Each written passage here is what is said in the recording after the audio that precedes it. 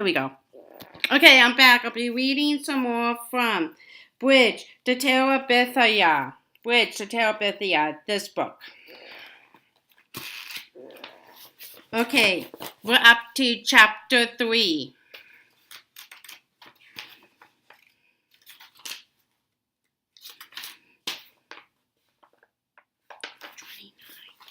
Chapter 3. The fastest kid in the 5th grade.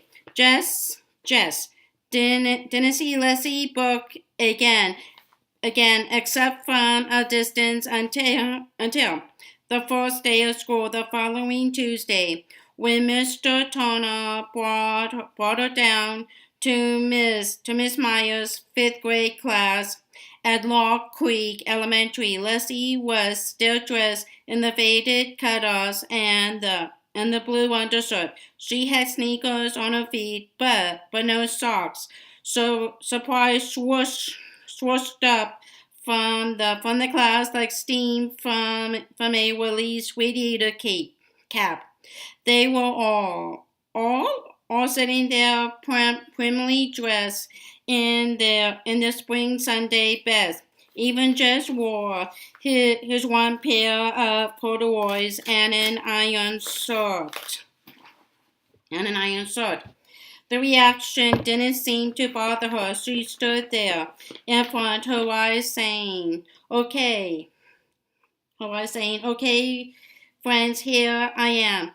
In answer to the open-mouthed stares, while Miss Myers fluttered about, trying to figure where to put the extra desk. The room was a small basement one, and 5 rows of 6 desks already filled it more than comfortably.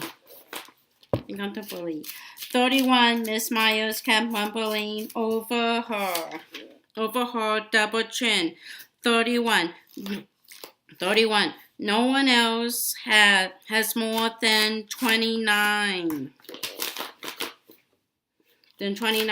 She finally decided to put the desk up against the side wall near the front. Just there for now, Leslie. It's the best we can do for now. This is a very crowded classroom. She swung a pointed glance at Mr. Turner's retreating form. Leslie waited quietly until the 7th grade boy who'd been sent down with extra desk scraped it into position hard against the radiator and under the first window. Without making any noise, she pulled it a few inches forward from the radiator and settled herself into it. Then she turned once more to gaze at the rest of the class. 30 pairs of eyes were suddenly focused on desktop scratches. Just ran his forefinger around the heart with two pairs of initials BR plus SK, trying to figure out whose desk he had inherited. Properly, Sally KOC's professors, girls, did more of the hard stuff in 5th grade than boys. Besides, BR must be Billy, RUDD, and Billy was known to favor MYRNA HAUSER last spring. Of course, these initials might have been here longer than that. In which case, Jesse, Aaron's, Bobby, GREGGS, pass out the arithmetic books, please. On the last word, Miss Myers flashed her famous first day of school smile. It was said in the upper grades that Miss Myers had never been seen to smile except on the first and the last day of school. Jess roused himself and went to the front. As he passed Leslie's desk, she grinned and rippled her fingers low. In a kind of wave, he jerked a nod. He couldn't help feeling sorry for her. It must be embarrassing to sit in front when you find yourself dressed funny on the first day of school, and you don't know anybody. He slapped the books down as Miss Myers directed. Gary F. U.S.H.E.R. grabbed his arm as he went by. Gonna run today? Just nodded. Gary smirked. He thinks he can. He can beat me, the dumbhead. At the thought, something jingled inside Jess. He knew he was better than he had been last spring. FULCHER might think he was going to be the best. Now that Wayne PETTIS was in sixth, but he just planned to give old FULCHER a LEETLE surprise come noon. It was as though he had swallowed grasshoppers. He could hardly wait.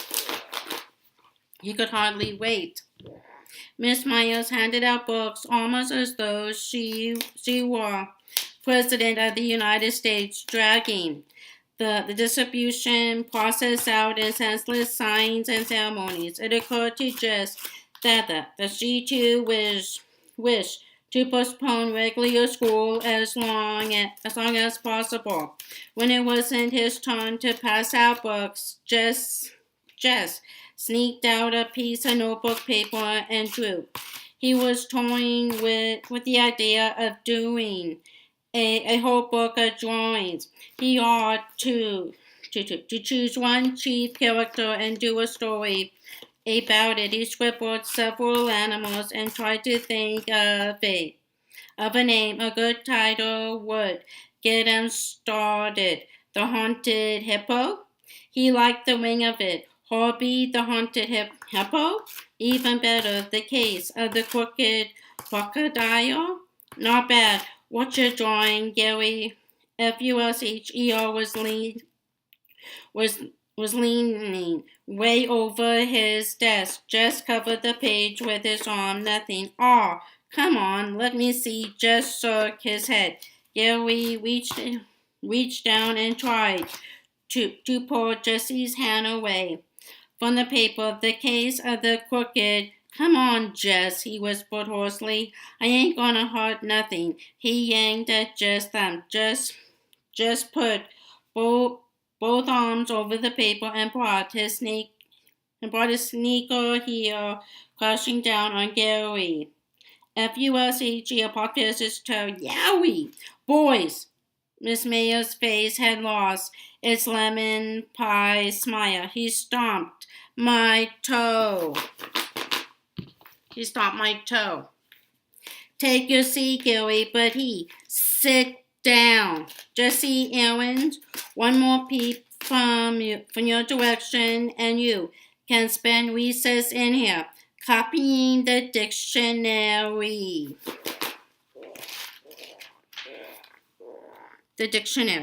Jess' face was burning hot. He slid the notebook paper back under his desk top and put his head down. A whole year of this. 8 more years of this. He wasn't sure he could stand it. The children ate lunch at their desks. The country had been promising Lock Creek, a lunch room for 20 years, but there never seemed to be enough money. Jess had been so careful not to lose his recess time that even now he chewed his bologna sandwich with his lips tight shut and his eyes on the initial heart. Around him, conversations buzzed. They were not supposed to talk during lunch, but it was the first day, and even Monster Mouth Mayor's shot fewer flames on the first day. On the first day, she's eating clabber.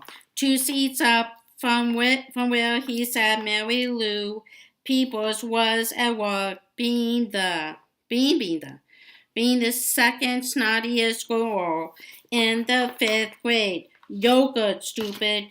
Don't you watch TV? This from Wanda, Kaymore, the snottiest, who sat immediately in front of Jess. Yuck.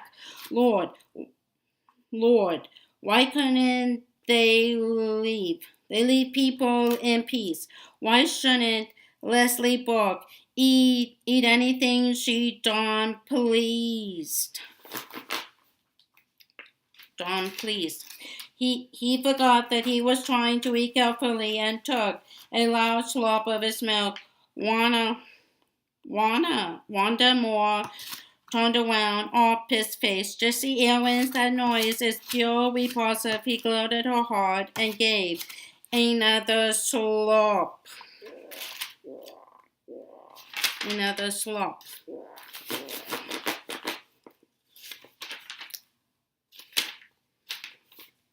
Yes, you are disgusting. BRRRRRING.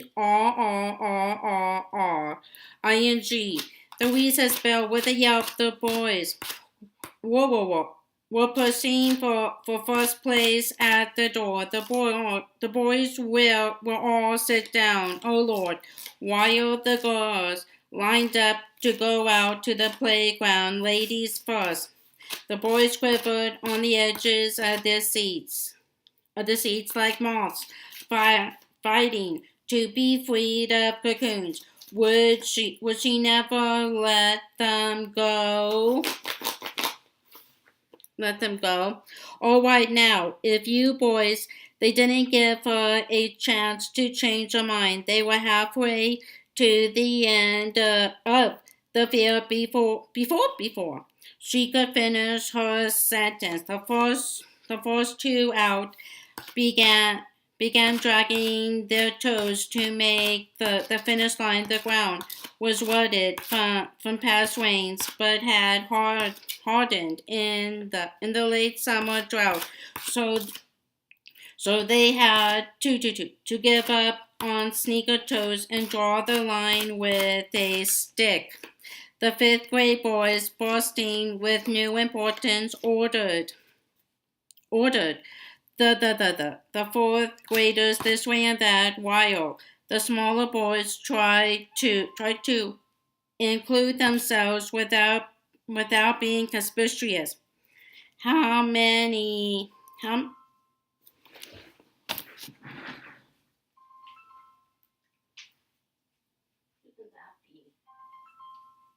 Hello? Yeah. Okay. Okay. Yeah. Yeah.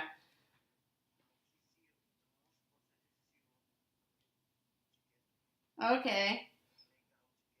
Yeah. I miss you too.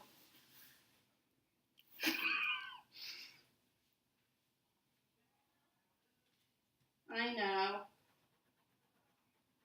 Okay. Okay. Okay. I love you too.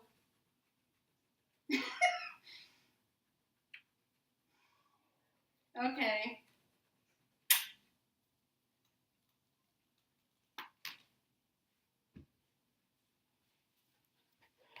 Okay. Sorry about that. I'm back. How many you guys gonna win? Gary, F-U-S-H-E-R demanded. Me, me, me. Everyone yelled. Everyone yelled. That's too many. No first, second, or third graders, except maybe baby, or third graders, except maybe the Butcher cousins and Timmy. Baughn.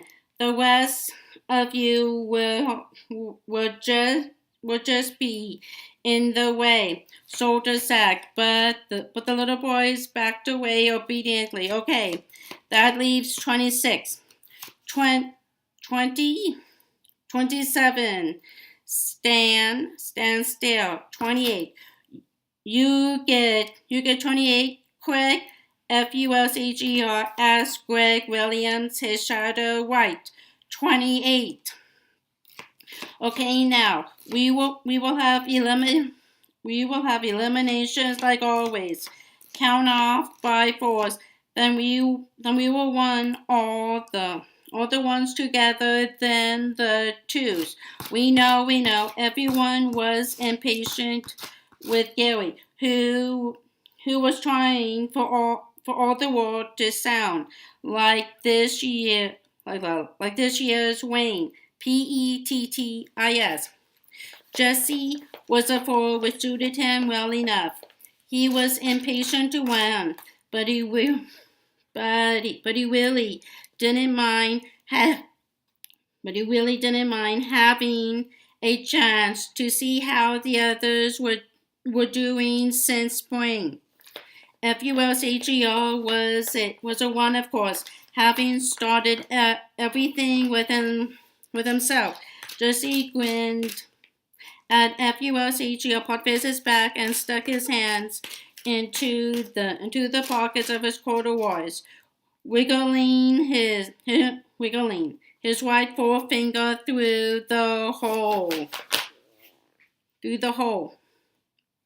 Gary won the first heat easily and had plenty of breath left to boss the organizing of the second. A few of the younger boys drifted off to play king of the mountain on the slope between the upper and lower fields.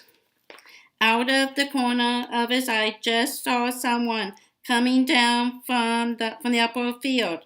He turned his back and pretended to concentrate on FULCG Potfist's high-pitched commands. Leslie Bork had come up beside him. He shifted slightly away. Aren't you whining later? Maybe if he didn't look at her, she would go back to the upper field where she belonged. Gary told EARLE Watson to bang the start. Jesse watched nobody with much speed in that crowd. He kept his eyes on the short tails and bent backs. A fight broke out at the finish line between Jimmy, MITCHELL, and CLYDE, Deal. Everyone rushed to see. Jesse was aware that Leslie Bork stayed at his elbow, but he was careful not to look away. CLYDE. Gary, FUSHER, made his declaration. It was CLYDE. It was a tie. FUSHER, a fourth grader, protested. I was standing right here. CLYDE, deal. Jimmy, MITCHELL, Professor's jaw was set. I won. FUSHER. You couldn't even see from way back there. It was dear. Gary ignored the protest. We are wasting time. All threes line up right now.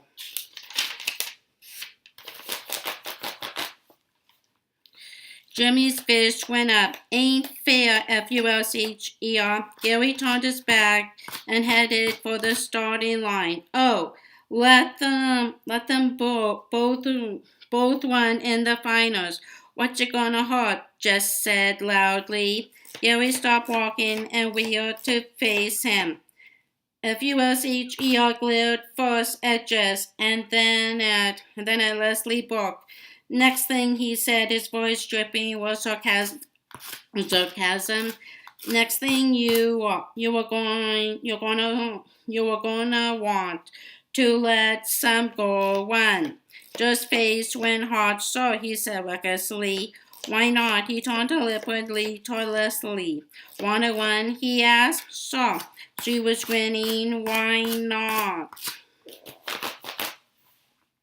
Why not? You ain't scared to let a girl race, are you? Are you, F-U-S-H-E-R?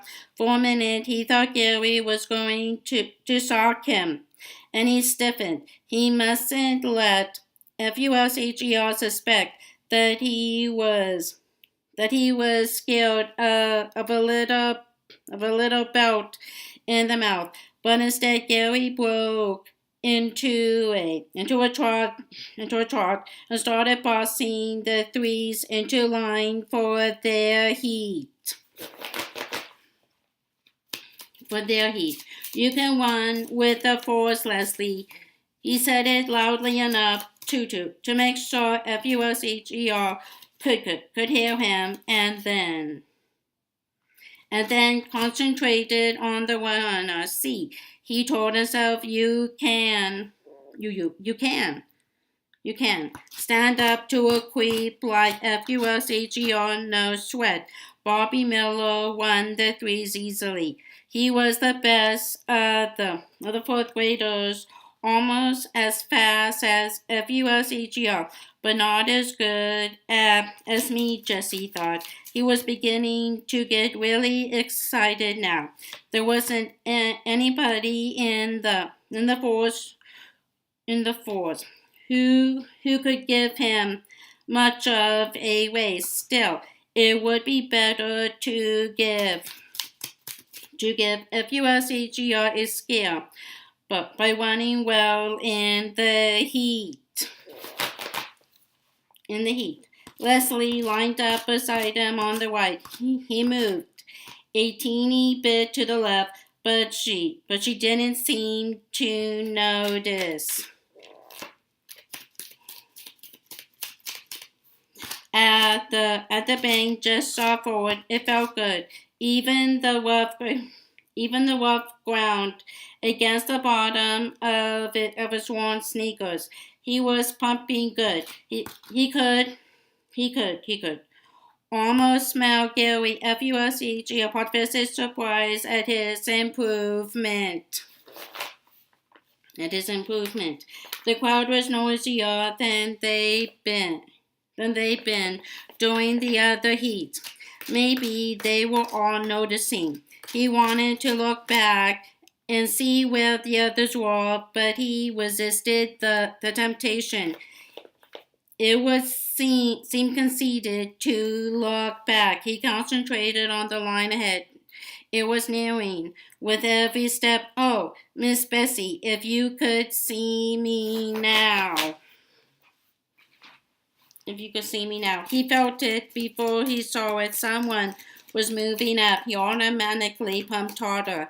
Then the shape was there in his sideways vision. Then suddenly, pulling ahead, he forced himself now. His breath was choking him, and the sweat was in his eyes. But he saw the figure anyhow. The faded cutters crossed the line of 3 feet ahead of him.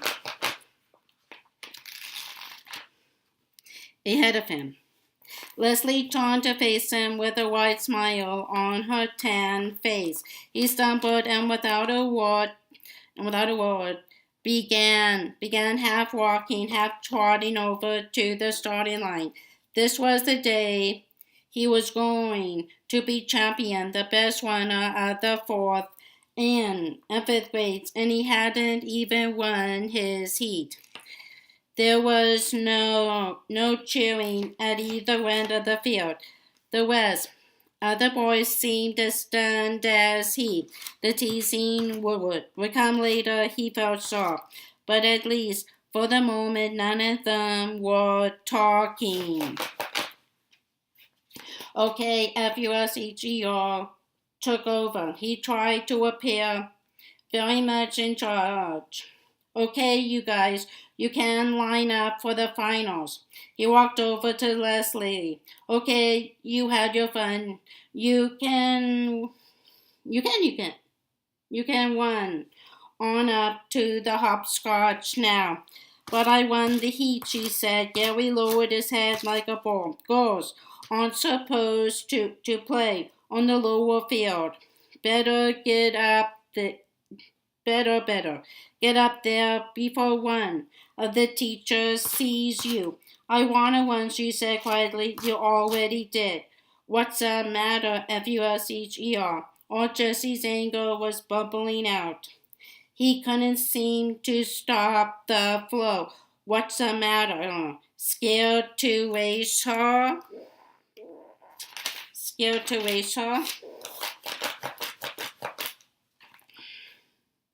FUSEGR Potter's fist went up, but just walked away from it. FUSEGR would have to let her one now, he knew.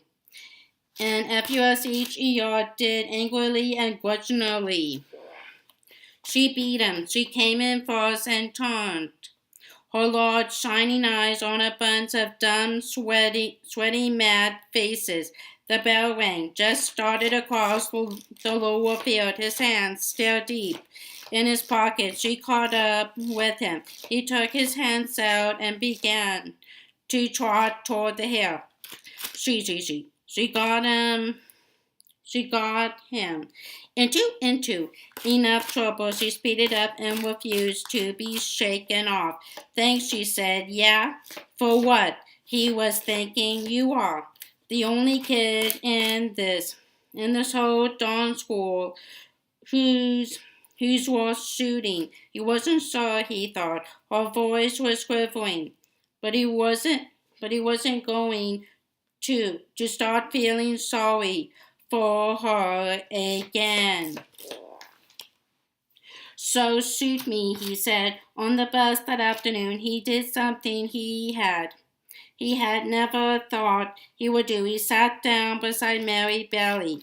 It was the only way he could make sure that he wouldn't have Leslie plunking herself down beside him. Lord, the girl had no notion of what you did and didn't do. He stared out the window, but he knew she had come and was sitting across the aisle from them. He heard her say just once, but the bus was noisy enough that he could pretend he hadn't heard. When they came to the stop, he grabbed Mary Bella's hand and dragged her off, conscious that Leslie was right behind them. But she didn't try to speak to him again, nor did she. She followed them. She just took off running to the old Perkins place. He couldn't help turning to watch. She ran as though it was her nature. It reminded him of the flight of wild ducks in the autumn. So smooth. The word beautiful came to his mind, but he shook it away and hurried up toward the house. Okay, that's the end of chapter 3. Bye-bye for now.